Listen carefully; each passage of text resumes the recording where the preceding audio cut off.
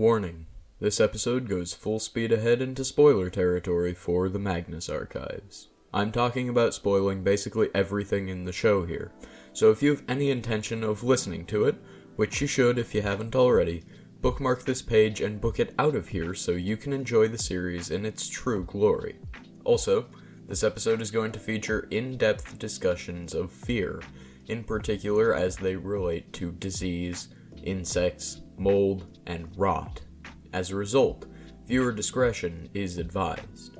Oh, and a massive thank you to the Magnus Archives wiki, which was very useful in getting the info for this video together. Hey y'all, I'm Afton G. Kier, and today we're talking about the corruption. I would consider myself to be a bit of a fan of the Magnus Archives, an excellent horror anthology podcast, and after discovering the absolutely abysmal amount of TMA-related video essays on YouTube, I decided to be the change I wanted to see in the world, and started this series. Within the world of the Magnus Archives, there are a total of 15 entities, each of which represents a different common fear. So I'm making one video dedicated to deep diving into the lore and meanings behind each. This episode is actually the 6th so far, so if you want to watch the rest of the episodes, the link should now be in the top right corner of the screen. Anyways, let's squirm right into the corruption. Connected. Perfect. So, I haven't found a way out yet, but I think I've figured out how to avoid that thing. God, this place doesn't make any sense. Well, since we've already established that you can't seem to reach me, I'll just send out a message and hope somebody hears it. What should I say? If you're enjoying the video, consider liking and subscribing to support the channel. Well, it is totally free, and you would be helping out a ton. Yeah, this work is good blast work. The corruption, also known as the crawling rot, or filth, is an entity brought on by discomfort and gross-out horror. It's the fear of revulsion, and the things which bring it about. This covers disease quite cleanly, along with all of the nasty little discomforts that come with it. From sweating enough to drown a sparrow, to being overtaken by purple mold, it's all here. Filth also, obviously, holds dominion over dirt, grime, and sludge, although in more of a, wow, that's vile kind of way than the buried. Insects and all things that crawl with many legs generally fall under the corruption too, but not spiders. For what spiders belong to, go check out my video on the web. This presents especially within parasitism and the idea of a colony of tiny insects, especially under your epidermis. From a more symbolic level, the corruption represents unhealthy or even abusive love, going as far as to breach into obsession. This is a direct parallel to the communality of the corruption, be it in thousands of tiny silver worms, or a xenophobic village full of people in masks. Ironically, the corruption also seems to have a thing for cleanliness, but maybe that's just because it's easier to target clean freaks as fear batteries than anyone else. Probably the fear equivalent of septuple A's, I don't know. Filth's cast of characters is definitely an uncomfortable crew, for themselves and likely everyone around them. Of course, the first corruption character we meet in earnest is Jane Prentice, although it might be more accurate by that point to call her the Flesh Hive. The Flesh Hive, which is apparently also one of the alternate names for the corruption, but that feels odd when it's so cleanly tied to one type of entity, is a collective of small parasitic silver worms which latch onto people and burrow inside. Once they're in you, they're hard to remove, although a corkscrew or magic doorman's hands could do the job quite well. Once inside, the worms will breed, hollowing you out from the inside until they can find a new host. The hive then makes a choice. If you have a predisposition which draws you to the corruption, you might wind up in Jane Prentice's worrying condition. But the alternative is much worse: exploding. As far as hosts go, we know of 3. Prentice was the first being infected from a massive crawling rot in her attic, and becoming a threat to the Institute and anyone she came into contact with. Prentice was killed during an attempted attack on the archives from CO2 gassing, and then her body was incinerated. Prentice attacked and infected Harriet Lee, who would pass it on to Timothy Hodge in one of the worst episodes of the entire series. Hodge would eventually be consumed by the Hive and would be killed by Sasha James and Michael 2 years later. The next most notable corruption spreader was John Amherst, who was essentially just the perfect embodiment of filth. He's always surrounded by flies and ants, he looks like he's running a fever of 120, he's got the greasiest hair known to man, and he spreads illness and disease wherever he goes.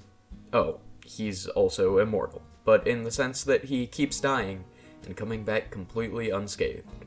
Really, just an all-around shady guy. Two avatars who kind of go together are Leto and Jordan Kennedy. We don't know much about Leto, but he does feel bad about killing ants. Kennedy, meanwhile, is basically the go-to supernatural pest exterminator before ascending to avatarhood in the post-change world thanks to some divine intervention from Jonathan Sims. While we're still on the plausibly human, let's mention old Maggie Carnegie and her successor Gordon Goodman, who run a dump and also might be turning into bugs. On the topic of insects, there's Benoit Macron, a person who got married to his petit scarabée. For those who don't speak gargled air, I think you'll get it after I tell you that he was gradually filled with many tiny beetle children. Another bug person was an avatar who loved maggots, and then felt bad and started crying them. That's all we know, and I'm kind of thankful for that fact. The final character worth mentioning is Agape, a dog which would bring love with it wherever it went and caused an entire cult of people to melt together. Even the writers are unsure if it counts as an avatar, so I'm including it here, just to be safe. The artifacts associated with the corruption can be broken down into two categories, each of which have two items within them. The first is, as always, the magical books of the group. I say magical books because one of these, The Tale of a Field Hospital, has no record of being owned by Leitner, which is a terrifying thought. Anyways, yes, The Tale of a Field Hospital tells of the history of John Amherst and his ability to seemingly die over and over from a number of nasty ailments, only to return from the grave every time. Be careful handling it, though, as the pages are quite sharp and could well lead to your demise through infection. The other book is a journal of a plague year, which causes serious structural damage to buildings. It was accidentally used by a young Mike Crew to bring his parents' house down, but eventually was burned by Gertrude Robinson. The other items we see attached to the corruption are both medical implements, though they seem to act in opposite ways. One is a mysterious scalpel, which can never seem to be disinfected, though we don't know much else about it.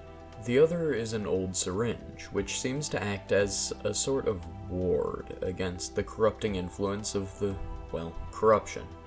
It was once owned by Jon Snow, who used it to stop a cholera outbreak, but eventually found its way to Neil Thompson, who sold it to Mikhail Salesa for more funding money.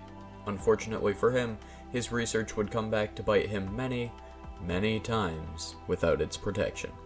Probably should have brought a can of off. Location-wise, the corruption is a little sparse, since it mostly just gets a foothold into places that already exist. There was, of course, the attic of Jane Prentice's apartment, which had a large wasp nest that seemed to act as a central location for the corruption, and appears to be the origin point of the Flesh Hive. Other locations worth a brief mention are Gordy's Dump, the Divine Chains cult compound, Greg Russell's home, the Malaria Lab, and maybe Ivy Meadows? The last one, which deserves a bit more attention, is Clunkspul, the final resting place of both John Amherst and Adelard Decker. Basically, Amherst melted an entire town, turned them into a living throne, and then got himself concreted. Legendary. Now, the corruption, for some reason, was never given a proper ritual, which is really annoying. The End and the Web both got called out as never attempting rituals, which implies that the corruption tried one at some point. We just have no record of it. According to our old friend Jonathan Sims, head archivist of the Magnus Institute London, Prentice may have been attempting a ritual in the form of a wormhole. Sorry, I had to. Regardless, while I sort of see how he could think that, I actually have a different proposal that ties a lot of things together. I was re-listening recently and noticed something which completely changes the way I look at an episode I often forgot. Agape was the corruption's attempt at a ritual. Think about it for a minute. First of all, from a metatextual standpoint, the placement of Mag 153 love bombing always felt weird to me. Almost all of the episodes from this point until the end of the season connect to the themes or narrative of the season overall, but love bombing seems mostly unconnected, until you consider that it may have been the story of a ritual. Given what we know about rituals, it makes sense too. Agape could act as a central object of sorts, similar to the Dark Sun, or a central being, like the Still and Lightless Beast, or a central figure, like Maxwell Rayner. Perhaps it even acts as all three at the same time. Anyways, then we have to consider sacrifices, which appear in a lot of rituals as well, and I'd say that melting an entire cult counts as enough fear and sacrifice. I know some of you will say that the people blending sounds more fleshy than filthy, and you might be right, but may I remind you that Amherst does the exact same thing to Clunkspel. Speaking of Clunkspel, I'll mention why I don't think that stands as strongly as a ritual, and it's mostly because it doesn't seem as active. While Agape appeared to be working through the group with intentionality one by one, Amherst mostly just rolled into town, turned everybody into slushies, and then was content to sit on his people throne. The weird thing is, this is a theory I don't think I've ever heard before, so let me know what y'all think in the comments down below. Did I hit the nail on the head, or am I off my mark? Now that my harebrained little theory is over with, let's talk about domains. The first corruption domain we run into, if we don't count the unhealthy connections of the cabin, is the Sick Village, which is built on the fear of disease spreading outsiders. The entire community has been under siege by fungal blight, and while it seems that almost everyone is infected, the town still rallies together to chase down perceived threats. The other domain worth mentioning is the colony, which is basically just ant tunnels. It could conceivably also be connected to the buried, but given that it more seems to be built on the fear of those thousands of scuttling feet, the corruption seems more likely. So when it comes to an entity built on connection, how does it connect to its fellow fear patrons? Well, first off, let's talk about the obvious one, the web. The web has a bit of a tumultuous relationship with the corruption, probably as a result of its own complex plot. On the one hand, the web and the corruption occasionally appear together and share many conceptual similarities, but on the other, the web is responsible for the corruption's failed attack on the archives. The buried has a decidedly more positive relationship with filth, which makes sense given the crossover between the underground and the many insects inhabiting it. The spiral has an unclear relationship with the corruption, but given that the distortion helps Sasha take out Timothy Hodge, maybe there's something there. Oh, and on a conceptual level, the corruption and the lonely are diametrically opposed. After all, how can you be alone when you're a part of the hive? From an analytical standpoint, the corruption is actually really interesting, but before we can get to any of the fun, unique stuff, let's see how it fits into my ongoing proposals for the meaning of the series as a whole. First off, continuing my ongoing interpretation of the Magnus Archives as a series about storytelling, the corruption represents characters' connections. If the lonely is the characters' separation from the audience and the stranger is the many tropes and archetypes characters slide into, then the corruption is the emotional connections that characters forge. It's the way that characters interact with each other, while at the same time, all fundamentally being part of some great organism, the author. Emotions and connections are some of the greatest motivators within storytelling, so from a Doyleist perspective, each of those pieces serve to make the story happen. Much like the lonely, stranger, and hunt before it, the corruption is the final entity which seems to represent a full season of the show. Specifically, the corruption represents Season 1, and for more reasons than just it's the first entity John actually has to face head-on. First of all, the corruption is a great descent from the mundanity of the world as we understand it into the strange depths of the entities. Insects are just about the most normal thing in the world, given how many more of them there are compared to us. Illness, meanwhile, is basically universal. After all, who hasn't had the cold? As a result, the way that it twists and corrupts normal ideas until they're unrecognizable is a great illustration of the threshold part of the monomyth. Beyond that, though, the main cast is probably the most united we see them throughout the series, which fits in quite nicely with the whole unified colony idea that Filth has going on. The corruption accomplishes what it needs to, sets the stage, and then slowly fades away into the background, its establishing role complete. Alright, now let's actually talk about the entity and why the corruption is so fascinating. First of all, looking at the love theme of the corruption, there's something darkly insidious about the way that most of its emergences, and especially the Flesh Hive act, that puts me in the mind of failing relationships. While nothing the corruption ever does can be described as healthy for its hosts, it seems that the relationships don't start that way. Almost every emergence of this theme begins as quite pleasant, and often actually beneficial for the people involved. Benoit becomes a happier, more sanitary man, Prentice seems to finally feel appreciated and loved, and the entire Divine Chain cult becomes more connected than ever. Rather, the corruption seems to seep in, taking the positivity these characters feel and warping it into something far darker. This can be seen as an easy parallel to the cracks and flaws that emerge in real failing relationships, especially with the common tendency for one half, or even both halves, of the partnership to refuse acknowledging its failure. Beyond falling out of love, this is actually one of the reasons that I think the corruption is able to draw people in. While every entity has some kind of appeal, the corruption and the lonely in particular share an idea of preying on the weak and abandoned. The lonely seems to encourage people to descend further into that hopelessness and despair, but the works of Filth are almost worse. It creates a false sense of safety and home, while silently tearing away at the seams of the weakened individual. That's a scary kind of power. It was about at this point in the script writing process that I went way down the TMA rabbit hole about how Agnes Montague is actually a fire ghost and how it solves a huge continuity error and the presence of an unnecessary character, but that nonsense doesn't belong in this video, so I'll leave it for Twitter and the inevitable Desolation script.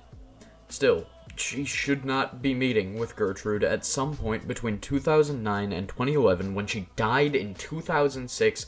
How the hell is she able to do that unless she's a fire ghost? Oh, you're back. Yeah, didn't find any help though. Just mirrors and hallways. Well, that's a shame. Never make me cover for you again. No, get the hell out of my seat and let me talk about the podcast. Alright, well, now that I'm back, I suppose it's time to say that this has concluded his coverage of the corruption. Given what a disappointment he is, I wouldn't be surprised if he missed anything. So let me know if you spotted any mistakes in the comments down below. Don't forget to subscribe if you're new so that you don't miss the next episode, where we'll be talking about the Twisting Deceit. For real this time. Anyways, I'm Afton G. Kier, and this has been Entities Explained. Good night, YouTube people.